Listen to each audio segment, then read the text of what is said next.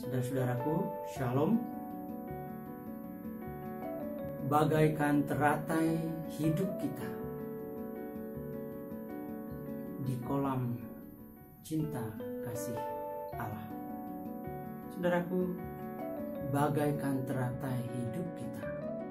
Demikian saya memberi judul perenungan kita hari ini, karena saya merasakan, mengalami, melihat bahwa kehidupan kita mengalami pasang surut, laksana air di danau ataupun di kolam yang kadang menjadi pasang oleh karena kepenuhan air, menjadi surut ketika kemarau tiba, atau berbagai persoalan yang menantang kehidupan kita.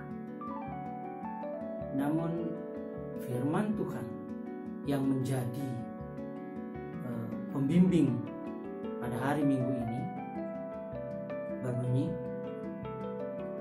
Yesaya 42 ayat 3, buluh yang patah terkulai tidak akan diputuskannya, dan sumbu yang pudar nyalanya tidak akan dipadamkannya.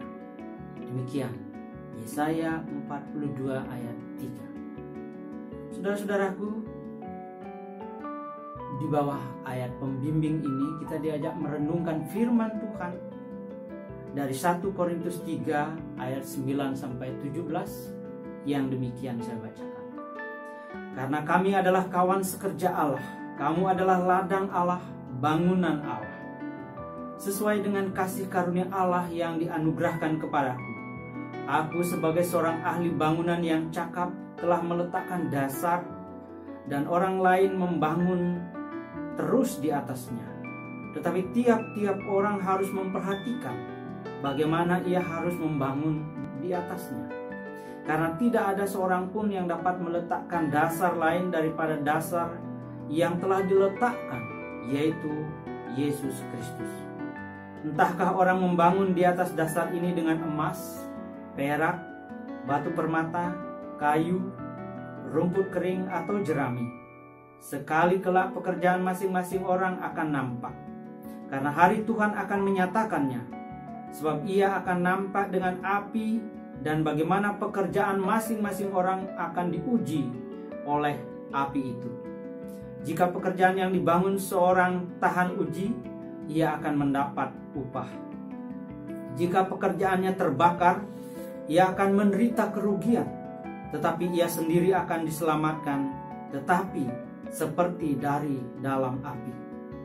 Tidak tahukah kamu bahwa kamu adalah bait Allah, dan bahwa Roh Allah diam di dalam kamu? Jika ada orang yang membinasakan bait Allah, maka Allah akan membinasakan dia. Sebab bait Allah adalah kudus, dan bait Allah itu ialah kamu. Saudara-saudaraku yang dikasihi Tuhan, bagaikan teratai hidup kita di kolam kasih-Nya. Saudaraku, merenungkan kehidupan kita yang dipenuhi berbagai tantangan dan persoalan-persoalan hidup, maka kita perlu berkaca, bercermin dari firman Tuhan. Secara khusus yang hari ini Paulus nasihatkan tentang hidup kita sebagai ladang dan bangunan Allah yang harus dipelihara dan dibangun dengan baik dengan kekuatan firman Tuhan. Saudaraku, nasihat Rasul Paulus yang kita dengar pada hari ini dilatar belakangi perselisihan dalam jemaat mula-mula di Korintus. Di ayat 3 Paulus menyatakan, jemaat masih hidup menurut tabiat manusia lahiriah, iri hati dan berkelahi satu sama lain. Apa yang mereka pertengkarkan, saudara? Pada ayat 3 dan 4 Pernyataan Paulus mengindikasikan adanya partisan atau kelompok-kelompok dalam jemaat jemaat Korintus mula-mula ketika ia mengatakan bahwa ada yang berkata kami ikut Paulus, dan yang lain ada yang mengatakan saya ikut Apolos. Menurut Rasul Paulus, kelakuan seperti itu adalah sifat orang dunia. Jadi jikalau kita di dalam gereja kita juga ada kelompok-kelompok atau partisan-partisan seperti halnya kepartaian, maka orang-orang ini, ya, mereka yang masuk dalam kelompok-kelompok ini adalah orang-orang dunia. Bahkan oleh Rasul Paulus katakan tidak mengenal Allah. Saudara, menurut Paulus kita adalah ladang Allah. Kita juga adalah bangunan atau gedung atau rumah Allah. Dengan hikmat yang diberikan kepada para guru sekolah minggu, kepada para penginjil, kepada para pendeta. Mereka sebagai ahli-ahli bangunan kerohanian kehidupan kita. Melalui mereka Allah telah meletakkan pondasi iman kita. Allah sendiri melalui mereka menempatkan Yesus Kristus sebagai satu-satunya pondasi untuk kehidupan iman kita. Tidak ada pondasi yang lain. Maka tidak seharusnya ada penggolong-golongan atau pengelompok-kelompokan di dalam kehidupan berjemaat atau bergereja. Sebab pondasi kita sama. Tetapi bahwa ada kemudian perpecahan, pengelompokan, itu adalah akibat cara dan bahan-bahan kita membangun kehidupan kerohanian kita. Oleh karena itu, saudaraku, penting bagi kita memperhatikan saat ini bahan-bahan apa yang kita pakai membangun kehidupan bangunan Allah, yakni kehidupan kerohanian kita. Tuhan tentu tidak memaksa atau melarang kalau saudara mau membangun di pondasi itu memakai emas, perak, batu permata, kayu, ataupun rumput kering, jerami. Sebab pekerjaan tiap-tiap orang akan kelihatan pada waktu Kristus datang kembali. Paulus mengatakan bahwa pada hari itu api akan membuat pekerjaan masing-masing orang kelihatan. Api akan menguji dan menentukan mutu dari pekerjaan kita. Saudaraku, kalau gedung yang didirikan orang di atas pondasi itu tahan oleh bakaran api, orang itu akan menerima hadiahnya. Tetapi kalau pekerjaan orang itu terbakar, ia akan rugi. Ia sendiri dikatakan akan selamat karena sudah percaya pada Kristus, tetapi seperti orang yang lolos menerusi api, kata Paulus. Saudara, firman Tuhan hari ini bertanya kepada kita, tahukah saudara bahwa saudara adalah rumah Allah? Dan bahwa Roh Allah tinggal di dalam saudara. Kalau saudara tahu itu, maka tugas saudara dan saya adalah memelihara hidup ini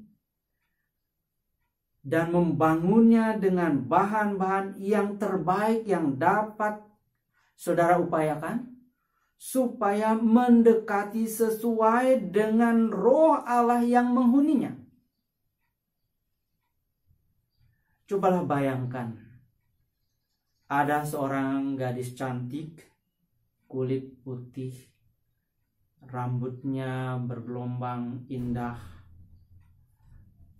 tetapi ia mengenakan pakaian lusuh yang compang-camping, lalu tinggal dan keluar masuk di satu gubuk bambu yang reot karena sudah tua, dan atapnya dari rumput ilalang yang sudah lapuk, saudara-saudara.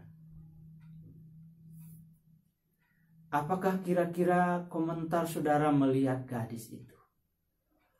Bagaimana kira-kira orang-orang yang menyaksikan gadis dengan paras cantik itu, namun tampil dengan pakaian yang lusuh keluar masuk gubuk tua itu? Saudaraku, pastilah saudara akan berkomentar, sayang sekali ya gadis cantik itu. Tampilannya menarik, tetapi tinggal di gubuk derita. Tidak pas. Saudaraku, demikian juga dengan Tuhan Yesus di dalam kehidupan kita bergereja, berjemaat di bumi ini. Orang lain yang sudah mendengar tentang Tuhan Yesus Kristus yang Maha Kasih, ketika melihat sikap orang Kristen yang hidupnya sering dalam perselisihan, dalam pertengkaran, perang dingin antara suami istri, tidak akur di dalam kehidupan berjemaat dengan sesama warga gereja, berebut warisan, berebut kedudukan, ada yang berselingkuh, ada yang memeras sesamanya, pastilah mereka menggumam kasihan Tuhan Yesus yang Maha Kasih tinggal di gubuk yang kumuh seperti itu. Gubuk kehidupan kita yang kumuh. Dalam skala yang lebih luas, saudaraku, orang luar gereja kita mencium aroma kehidupan kita. Kalau aroma kehidupan kita sedap, mereka menciumnya. Ketika aroma kehidupan kita busuk, mereka menciumnya, saudara-saudara. Ada 2-3 orang yang pernah menemui saya atau saya bertemu mereka dan mereka komentar, kasihan ya, di gereja kalian ada grup-grupan. Dan selanjutnya, saudaraku, saudara, saya tidak sedang mengungkap kita berludah ke atas, tetapi saya mendapatkan feedback dari mereka tentang aroma kehidupan kita sebagai gereja Tuhan. Pernyataan mereka adalah sesuatu yang mereka cium dari kondisi kehidupan kita. Mungkin tidak sepenuhnya benar, dan tidak semuanya berbau busuk. Banyak hal yang harum, banyak hal yang baik terjadi di dalam kehidupan kita bergereja, berjemaat. Tetapi satu masalah, satu hal yang buruk dari kondisi kehidupan kita, itulah yang akan lebih mereka rasakan atau cium. Oleh karena itu, saudara-saudaraku, kita mesti mewaspadai kehidupan kita. Pengelompokan semakin terdengar, khususnya ketika menjelang pemilihan pemimpin gereja kita. Membuat mereka yang berusaha mengandalkan dengan berserah diri kepada Tuhan nyaris-nyaris frustasi. Bukan karena tidak boleh atau mendapatkan bagian duduk di kursi, tetapi karena rasa belas kasih pada diri sendiri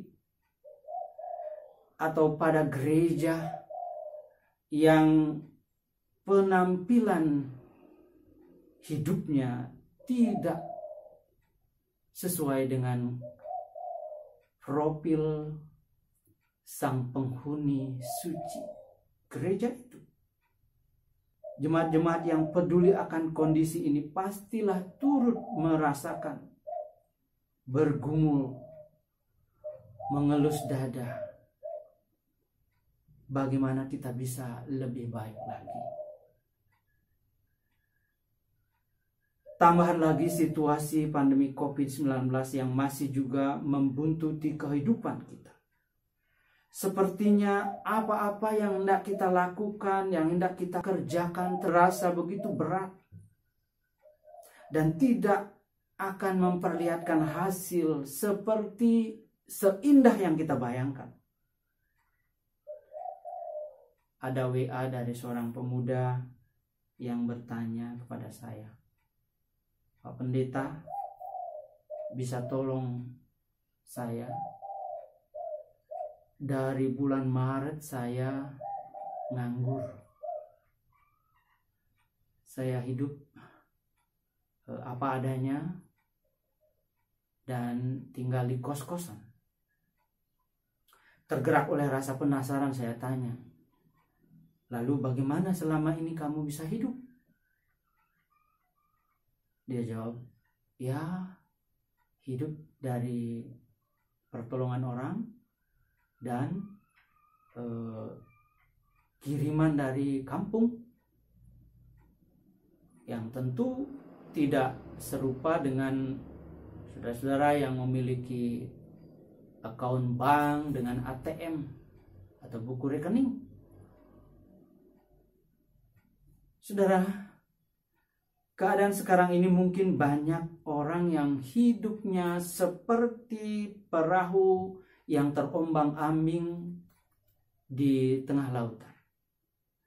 Atau seperti orang-orang yang sedang membangun rumah, tetapi gempa menggoncang berulang-ulang. Karena berbagai persoalan-persoalan hidup yang dihadapi. Oleh karena pandemi COVID-19 yang merembet ke semua area kehidupan kita. Tetapi saudara-saudaraku, mengingat firman Tuhan hari ini yang mengatakan buluh yang patah terkulai tidak akan dipatahkannya. Saudaraku, semua masalah yang kita hadapi saat ini bukanlah alasan bagi kita untuk berhenti mendayung perahu kita menuju pulau impian. Situasi yang kita hadapi sekarang ini bukanlah alasan buat kita berhenti membangun rumah kehidupan, walaupun digoncang oleh berbagai masalah yang sedang kita hadapi. Tetapi firman Tuhan yang berbunyi, buluh yang patah terkulai tidak akan diputuskannya, dan sumbu yang pudar nyalanya tidak akan dipadamkannya, mendorong kita, mengingatkan kita, mari saudaraku, teruslah berlayar. Kayu dan dayung perahu kita lebih kuat lagi. Percayalah bahwa bila saudara tidak menyerah pada ganasnya badai persoalan hidup ini, saudara akan tiba di pulau impian saudara. Bila kita sadar bahwa kita bersama-sama dengan Tuhan, hidup kita adalah seperti teratai dalam lagu yang kami nyanyikan.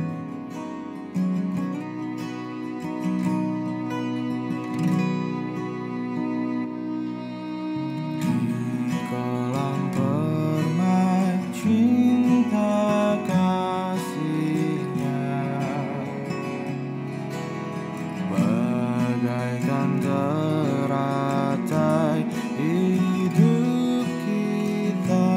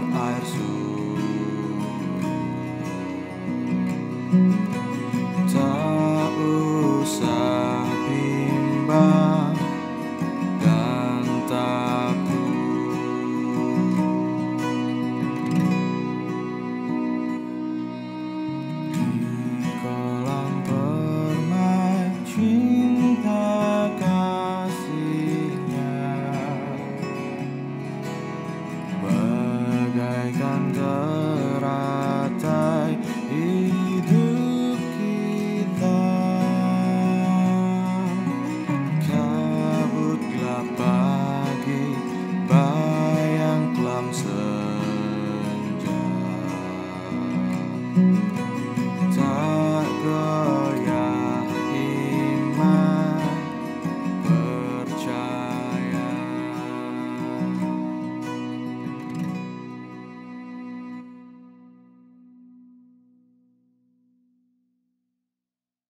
Saudaraku, demikian firman Tuhan. Amin.